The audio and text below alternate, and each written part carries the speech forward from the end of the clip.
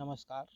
स्वागत है आपका आपके अपने YouTube चैनल विनर कॉम में। और मैं हूं आपका दोस्त HR गौतम। मित्रों, आज मैं पुनः प्राचीन भारतीय इतिहास के कुछ महत्वपूर्ण प्रश्नों को लेकर के उपस्थित हूं, जो आपके लिए बहुत ही महत्वपूर्ण साबित होंगे।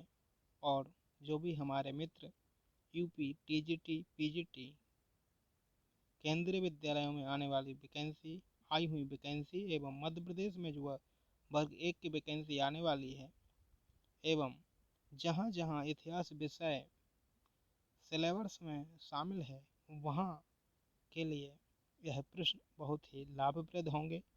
तो आइए आपसे निवेदन करते हुए कि हमारे इस चैनल को सब्सक्राइब कीजिए, अपना सहयोग प्रदान कीजिए।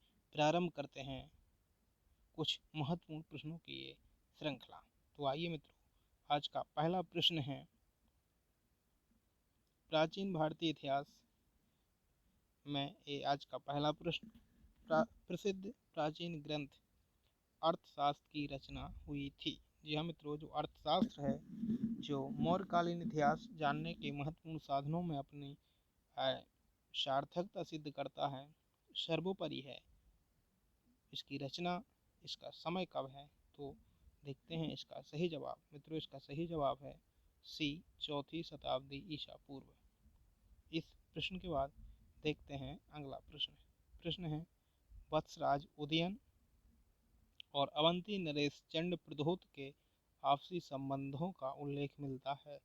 जय मित्रों, वत्सराज उदयन और अवंती नरेश चंड प्रद्योत के आपसी संबंधों का उल्लेख मिलता है।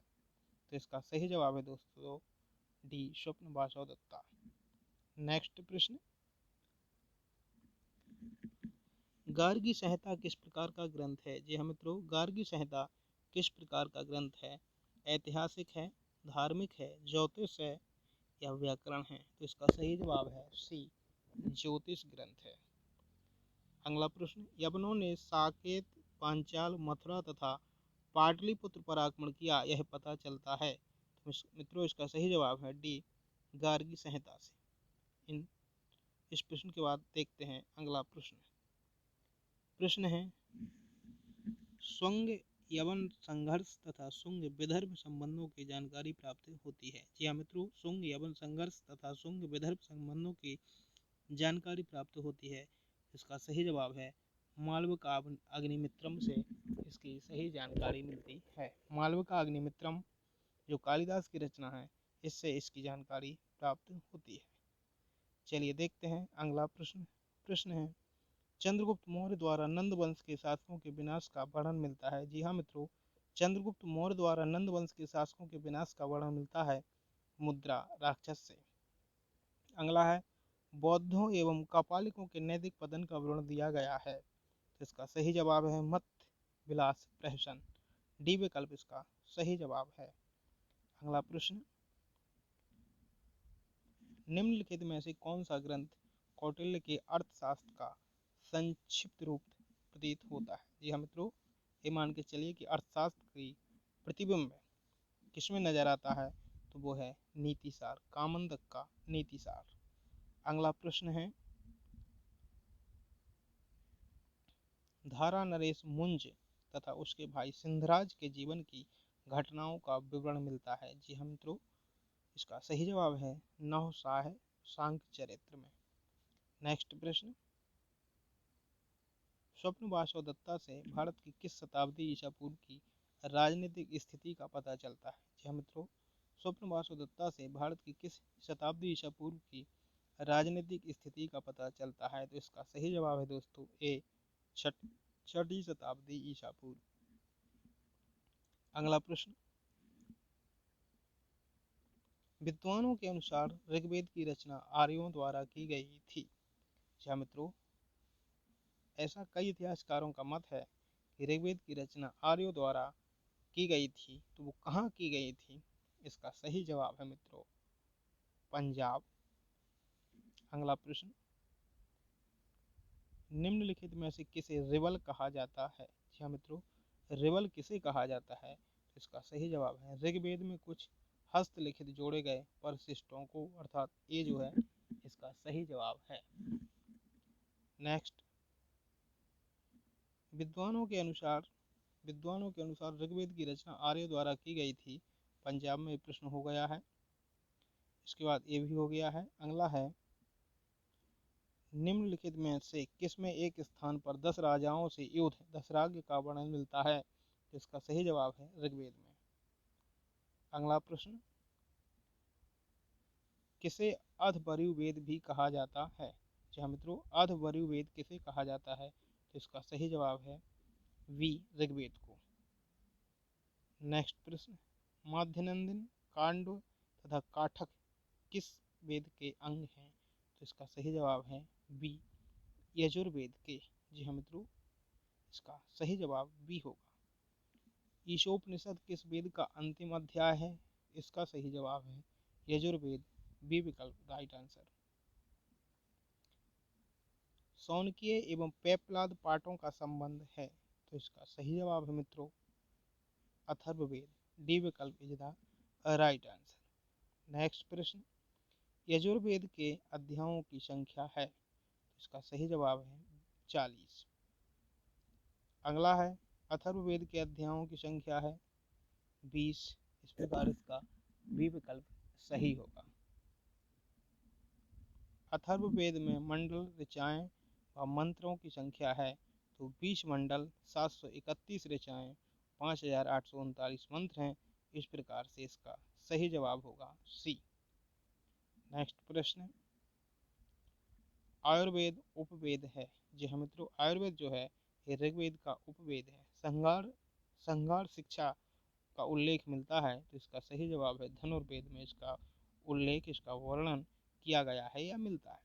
नेक्स्ट प्रश्न है, वास्तुकला तथा कुछ अन्य कलाओं का वर्णन मिलता है?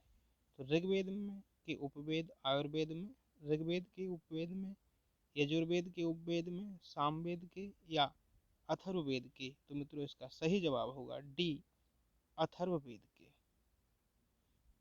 नेक्स्ट प्रश्न, निम्नलिखित में से कौन सा वेदांग है? जी हाँ मित्रों, तो इसका सही जवाब है सी, निरुक्त। नेक्स्ट प्रश्न, कृषि, गृह निर्माण, तालाब निर्माण आदि से संबंधित प्रथाओं एवं उत्सवों के साथ साथ अनेक प्रकार के अपशगुनों के निर्माणार्थ अनेक तंत्र मंत्रों का उल्लेख किया गया है या मिलता है? तो इसका सही है गृह्यसूत्र में। अगला प्रश्न, निम्नलिखित में से उपनिषद हैं? ईशोवास्यनिषद, कठ, प्रश्न और मांडोक्य, ये हैं उपनिषद। इस प्रकार इसका सही जवाब होगा दोस्तों डी। अगला प्रश्न है, प्रमाणिक उपनिषदों की संख्या है? तो इसका सही जवाब है 12। ऐतिहासिक दृष्टि से महत्वपूर्ण पुराण हैं ब्राह्मण, मत्स्य, विष्णु, भागवत, अग्नि, शिव, मार्कंडेय, गरुड़ या उपर्युक्त सभी? तो मित्रों इसका सही जवाब है उपर्युक्त सभी अर्थात डी विकल्प इसका सही आंसर है। अगला प्रश्न है, ऐत्रेय तथा कौशितकी ब्राह्मणी ग्रंथ हैं? ऐत्रेय तथा कौशितकी किसके ब्राह्मण ग्रंथ हैं? तो इसका सही जवाब है A is the right answer, Rigveda के ए हैं। तो ए विकल्प इसका सही जवाब है। पुराणों के ऐतिहासिक महत्व की विद्वानों का सर्वप्रथम ध्यान आकृष्ट किया गया था? पुराणों के ऐतिहासिक महत्व की ओर विद्वानों का सर्वप्रथम ध्यान आकृष्ट किया था?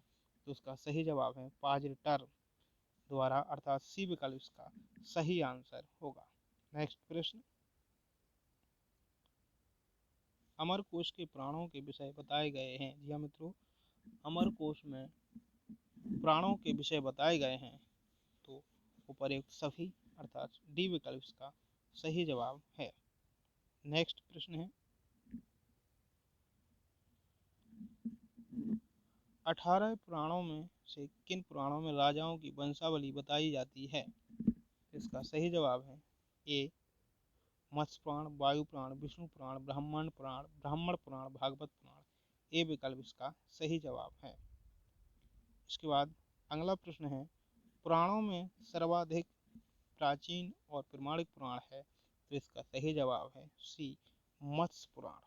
नेक्स्ट प्रश्न है, आंध्र सातवाहन वंश के विषय में आंध्र सातवाहन वंश के लिए विशेष महत्व किस पुराण का है? तो इसका है सही विकल्प बी अर्थात मत्स्य पुराण।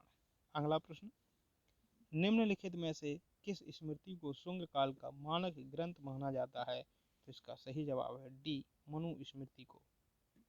नेक्स्ट प्रश्न, यज्ञ संबंधी नियमों का उल्लेख करने वाले सूत्र कहलाते हैं? ए विकल्प इसका सही जवाब है स्रोत सूत्र। बौद्ध साहित्य विनय पिटक के भाग हैं सुत्त विभंग, खंदक और परिवार पाठ। इसके सही आंसर हैं, इसके सही अंग हैं या भाग हैं, तो सी विकल्प इसका सही जवाब होगा। इस प्रश्न के बाद बढ़ते हैं अगले प्रश्न की ओर और ये आज का अंतिम प्रश्न है दोस्तों। तो देखते हैं आज के अंतिम प्रश्न को। बौद्ध साहित्य के अंतर्गत आने वाले दीपवंश और महावंश नामक दो पाली ग्रंथों से जानकारी प्राप्त होती है। इसका राइट आंसर है पी मौर्यकालीन इतिहास की। मित्रों, इस प्रकार से प्रश्न जो प्राचीन भारतीय इतिहास के लिए महत्वपूर्ण प्रश्न है और आने वाली किसी भी परीक्षाओं के लिए बहुत ही रामबाण साबित होंगे, इनको आप जरूर देखिए और इनका अध्ययन कीजिए और हमारे चैनल को अपना सहयोग प्रदान कीजिए, सब्सक्राइब कीजिए, लाइक कीजिए और शेयर कीजिए और पूरा सहयोग कीजिए। मित्रों, मिलते हैं ऐसे ही महत्वपूर्ण प्रश्नों के अगले संग्रह के साथ अगले वीडियो में। तब तक के लिए नमस्कार, धन्यवाद।